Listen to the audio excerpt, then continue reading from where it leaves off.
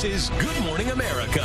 This is Nightline. You're watching WISN 12. The abduction of Elizabeth Smart. The search for 14-year-old Elizabeth Smart has now gone nationwide. She was kidnapped from her bedroom in Salt Lake City. Police say the first 48 hours in a missing persons case are the most crucial. Elizabeth Smart. Elizabeth Smart. What happened to Elizabeth Smart?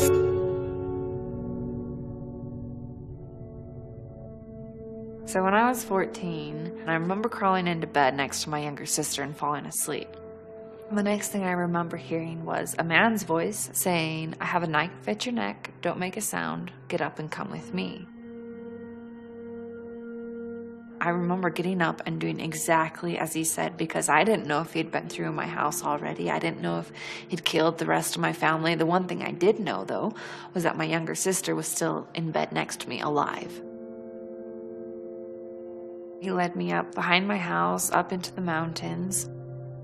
I was brought into this campsite. It was very well stocked, very well hidden, and it was this man who had kidnapped me, and his wife was waiting for us there. The woman took me into the tent where she forced me to change the clothes I had on, and then she got up and left, and the next thing I knew, this man was in there telling me I was his wife and then raping me. Then I remember he was kneeling above me and he had this piece of metal cable and he was wrapping it around my ankle and then crushing these bolts into place so that I couldn't escape. And that was the beginning of what turned into the longest 9 months of my life.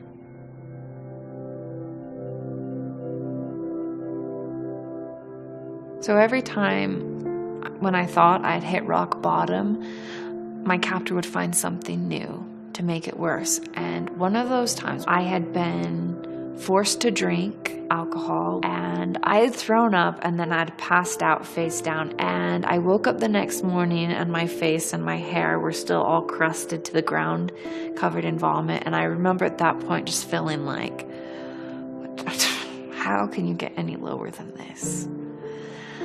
And it was just a few days later that my captor was really excited and really kind of amped up about something. And he said, "Oh, you know, I have something and I'm going to show it to you and you have to look at it. You have to look at it." And then I remember he pulled out this magazine full of hardcore pornography, and I remember he would just sit and look at it and stare at it, and he'd just talk about these women, and then when he was done, he would turn and he'd look at me and he'd be like, "Now we're gonna do this." It just led to him raping me more than he already did, which was a lot. Looking at pornography wasn't enough for him. Having sex with his wife after looking at pornography, it wasn't enough for him. And then it led him to finally going out and kidnapping me. He just always wanted more. I can't say that he would not have gone out and kidnapped me had he not looked at pornography.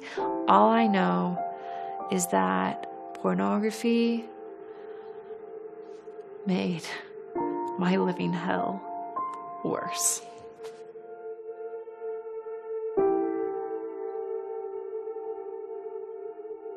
I'm hoping that we're going to find her today. He's a question mark, and we want to put a period on that question mark. He's locked his forks down, so he locked the door. And he's with two ladies. We're here to announce officially that we have found Elizabeth Smart.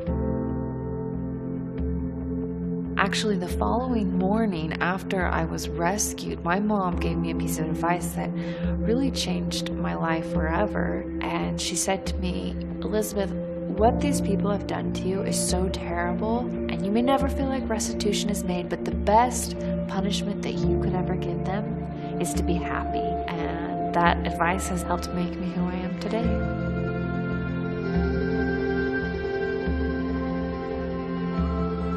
I have gone on to become an advocate for abuse prevention, an advocate against pornography. I witnessed firsthand just how damaging it is. When I take a step back and I look at my life as a whole, I have had a pretty incredible, wonderful life, and I wouldn't trade it for anything. I'm happy now, and I couldn't imagine my life any different from how it is now.